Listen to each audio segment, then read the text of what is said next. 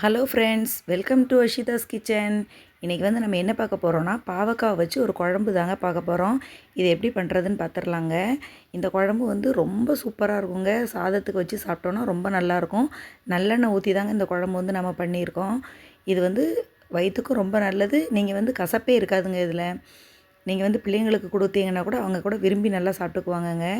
கசப்பு தன்மையே இருக்காது இந்த குழம்புல. நம்ம நார்மலாக வந்து பாவக்காவை வச்சோன்னா கொஞ்சம் கசப்பு வந்து இருக்கும். இதில் வந்து கொஞ்சம் கசப்பு இருக்காதுங்க.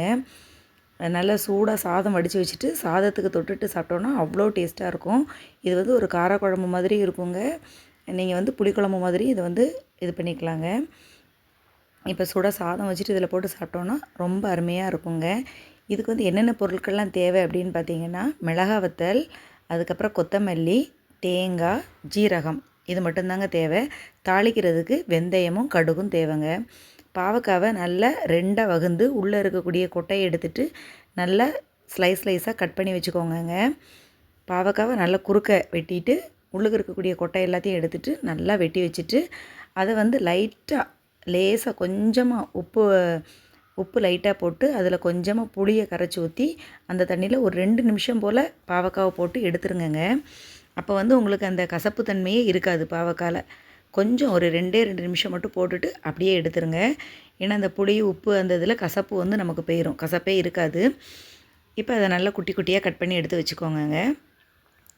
ஒரு கடாயில் ஃபஸ்ட்டே நீங்கள் வந்து மிளகா வத்தல், அதுக்கப்புறம் கொத்தமல்லி, ஜீரகம், தேங்காய் இது எல்லாத்தையும் போட்டு கொஞ்சம் ட்ரையாக வறுத்து எடுத்துக்கோங்கங்க.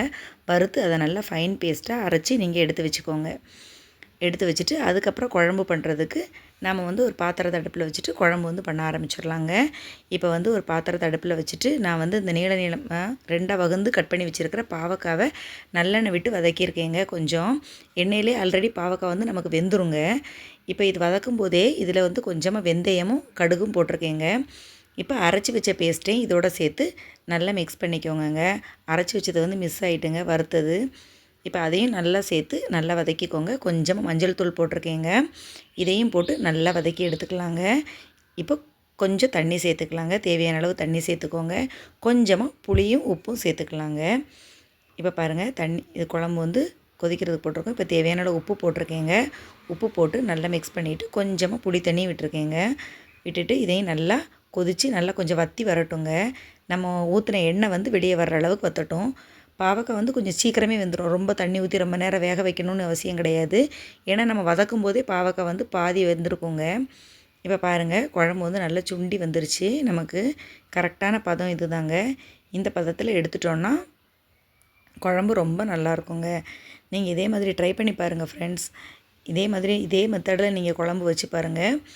காரத்துக்கு ஏற்ற மாதிரி வரமிளகா வந்து சேர்த்துக்கோங்க. இதுக்கு வந்து வேறு எதுவுமே சேர்க்க தேவையில்லை. முழு மல்லி, மிளகா வத்தல், தேங்காய், இது மட்டும்தான் இதுக்கு தேவையான பொருட்கள். வேறு எந்த பொருளுமே நம்ம வந்து சேர்க்கலைங்க. உப்பு, கொஞ்சம் புளி, இவ்வளோ தான் சேர்த்துருக்கோம். இது வந்து ரொம்ப டேஸ்ட்டாக இருக்குங்க இந்த குழம்பு. நீங்கள் ஒரு வாட்டி ட்ரை பண்ணி பாருங்கள் ஃப்ரெண்ட்ஸ். உங்களுக்கு என்னோடய சமையல் பிடிச்சிருந்தது அப்படின்னா நீங்கள் அஷிதாஸ் கிச்சனை மறக்காமல் லைக் பண்ணுங்கள், ஷேர் பண்ணுங்கள், சப்ஸ்கிரைப் பண்ணுங்கள். பாய்ங்க.